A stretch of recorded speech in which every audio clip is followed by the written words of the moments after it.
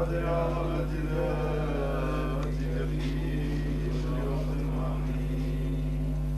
سبحان ربك رب العزة عما يصفون والسلام على المرسلين والحمد لله رب العالمين.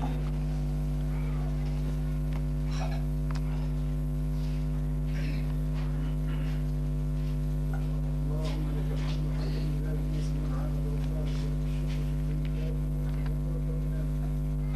اللهم يا رب لك الحمد. اللهم يا الله يا رب لا نحصي ثناء عليك اللهم يا حي يا قيوم برحمتك نستغيث. يا حي يا قيوم برحمتك يا حي يا قيوم برحمتك نستغيث ومن عذابك نستغيث. اللهم صل وسلم وبارك على سيدنا محمد وعلى آله وصحبه. اللهم يا رب لا سيدنا محمد الوسيلة والفضيلة والدرجة وأن يقال محمد الذي وعده أنك لا تضيق الميعاد. اللهم اجعلنا نبينا سيدنا محمد صلى الله عليه وسلم خير الجزاء. اللهم يا رب اجعلنا من خير المتبعين للهدى والعالمين. اجعلنا من خير السابقين على نجم الطريق.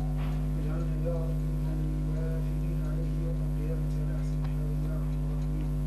اللهم يا رب شفع فينا رسول الله صلى الله عليه وسلم. اللهم يا رب شفعه فينا الدنيا والآخرة يا أرحم الراحمين. اللهم يا رب شفعه فينا الدنيا والآخرة يا رب العالمين. اللهم ارزقنا بكل حركة من حركاتنا وسكناتنا يا رب العالمين. اللهم يا رب لا تخالف بنا سنتي ولا عن طريقتي يا رب العالمين ولا عن نبيه يا أرحم الراحمين. اللهم يا رب إنا نسألك عن الخلق وإنابة المخلوقين وإخلاص المؤمنين وشكر الصابرين وتوبة الصديقين والوفاة على الإيمان والإسلام. اللهم يا رب ارزقنا بخير النجاة. يا رب يجبنا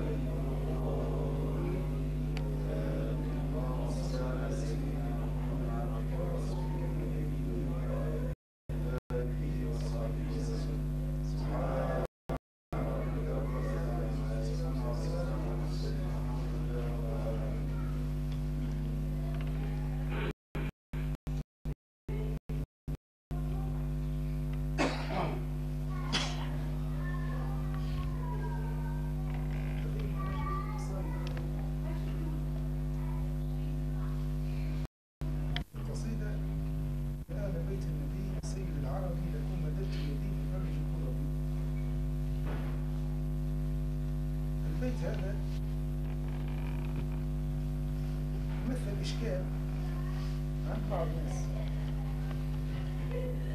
وأمثال من الأبيات في سيد القصيري: يا أكرم الخلق ما لمن ألوذ به سواك عند حلول الحادث العلمي.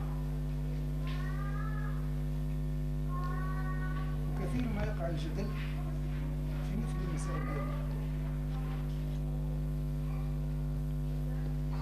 كثير ما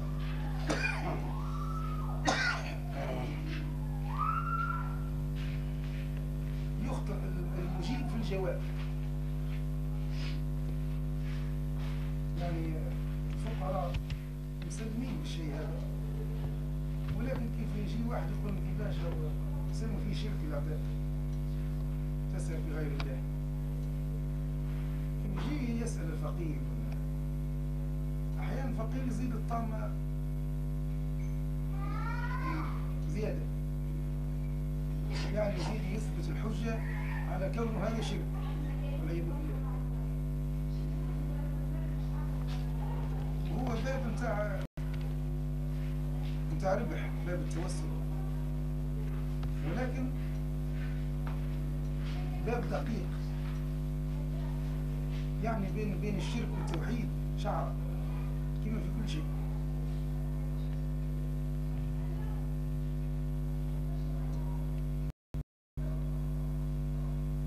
ثم التوسل ثم الاستغاثة. اللي في البيت هذا لكم مددت يدي ففرجوا كرة، هذه استغاثة. شنو الفرق بين التوسل والاستغاثة؟ التوسل تقول يا ربي بجاه سيدي النبي، بجاه سيدي فلان أقضي لي حاجتي، هذا التوسل إلى الله بمحبوبه. والاستغاثة يا سيدي النبي، استغاثة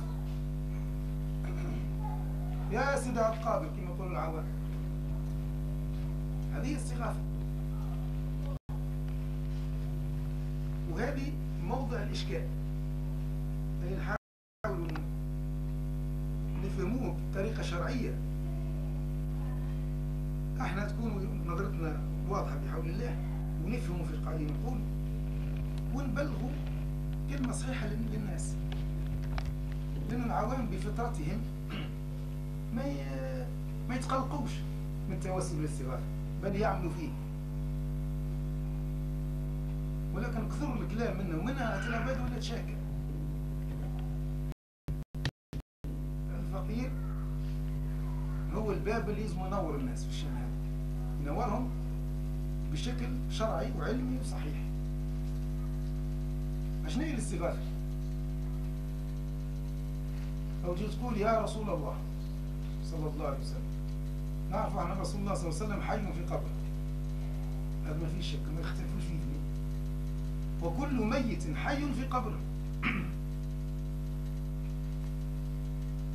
هذاك علاش علمنا سيد النبي صلى الله عليه وسلم عند زيارة القبور نسلم عليهم بسلام الأحياء، هل يسمعوا تقول السلام عليكم ديار قوم مؤمنين.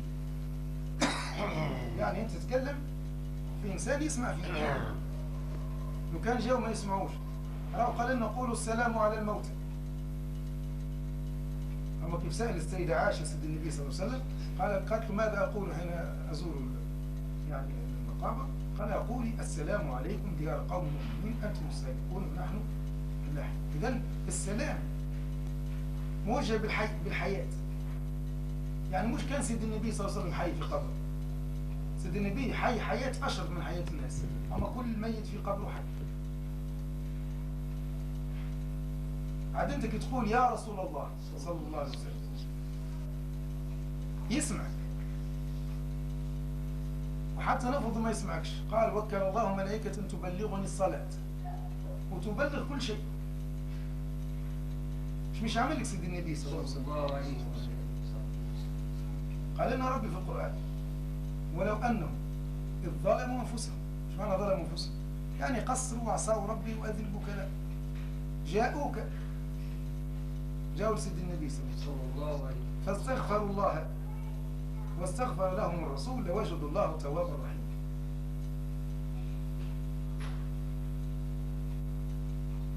حيث ربي دلنا على التوجه إلى حبيبه صلى الله عليه وسلم للاستغفار صلى الله عليه وآله وسلم، ما اكتفاش، ما قالش إذ ظلموا أنفسهم استغفروا، ها قال جاءوك الساعة، وما قالش برك استغفروا واستغفر لهم الرسول صلى الله عليه وسلم، لا جاءوك، معناها ربي صرح بمجيء لرسول الله صلى الله عليه وسلم، باش ما تقولش هاو تعبير مجازي وهاو سيد النبي يدعينا من الأزل.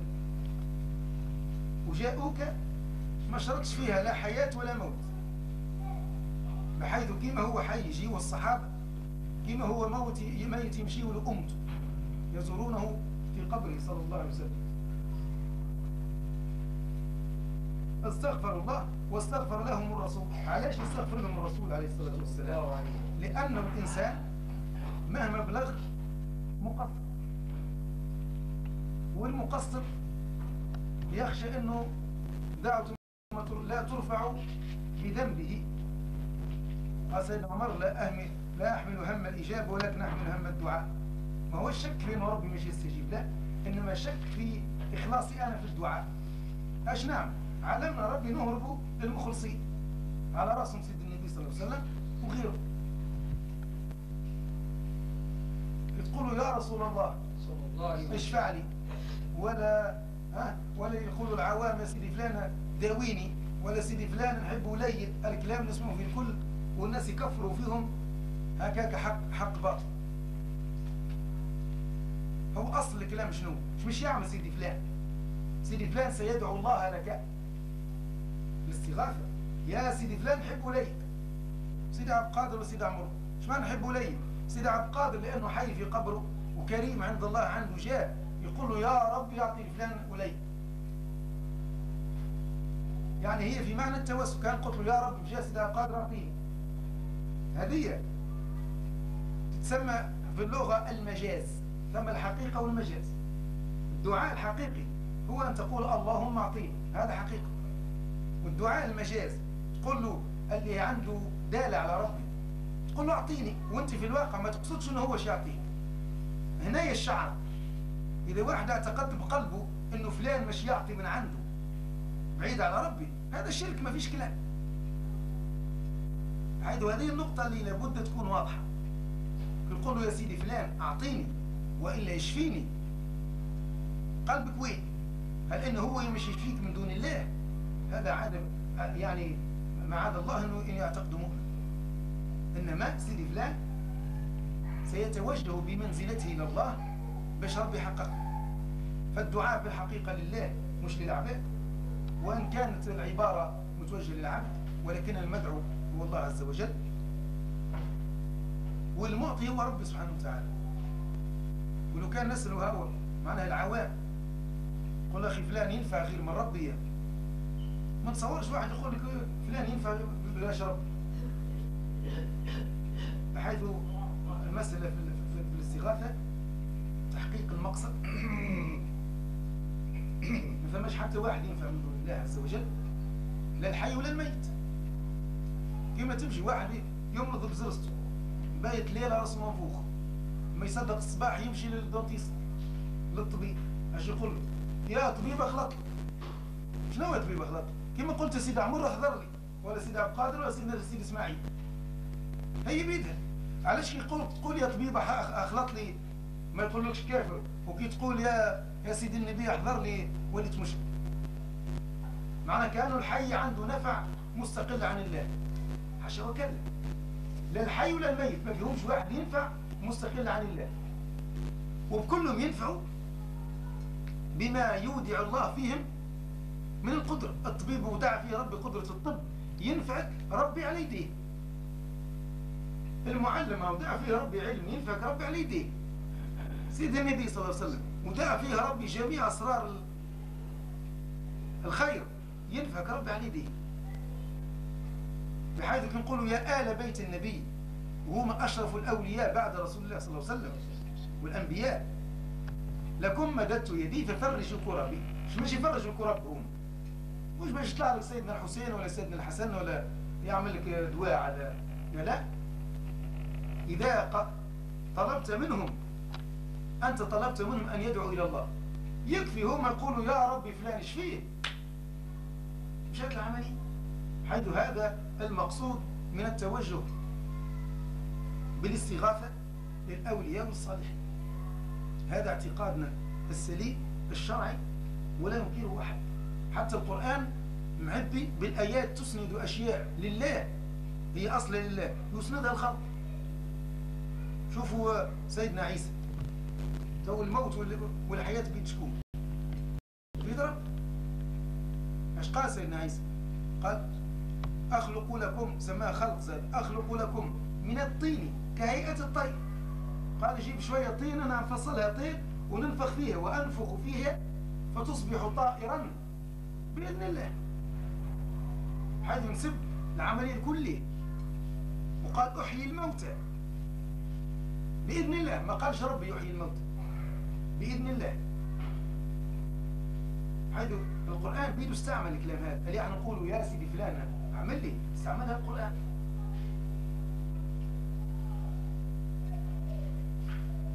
القرآن يقول في سورة ياسين إن نحن نعلم ما قدمت يديهم مقنحون، إن نحن نعلم ما نكتب ما قدمت يديهم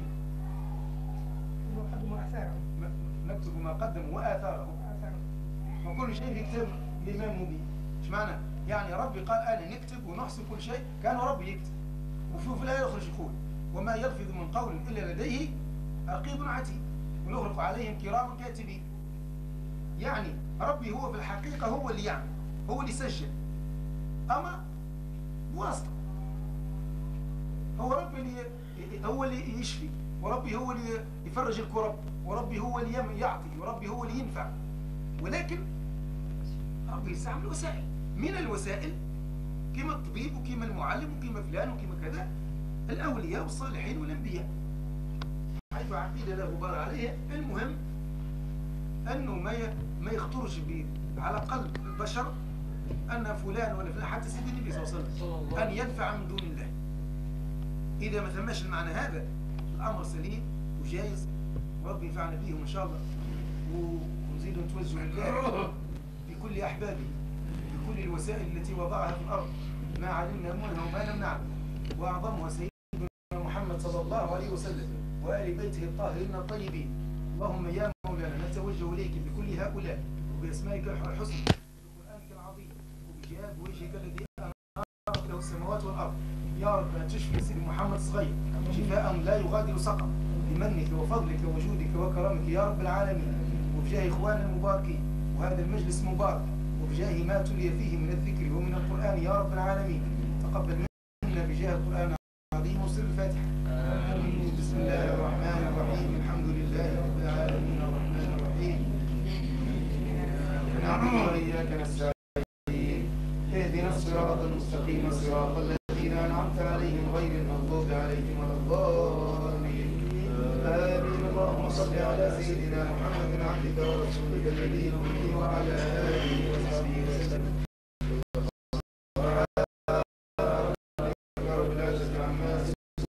وسلام على المرسلين والحمد لله رب العالمين. لا إله إلا الله. لا إله إلا الله. لا إله إلا الله. محمد رسول الله.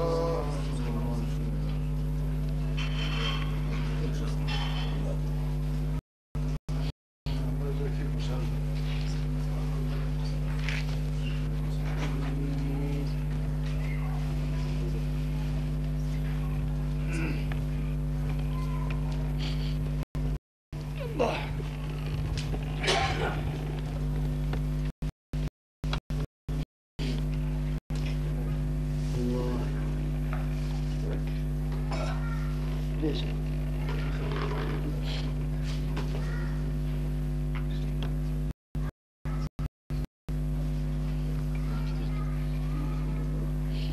تلفون ولا شيء؟ طلع تلفون؟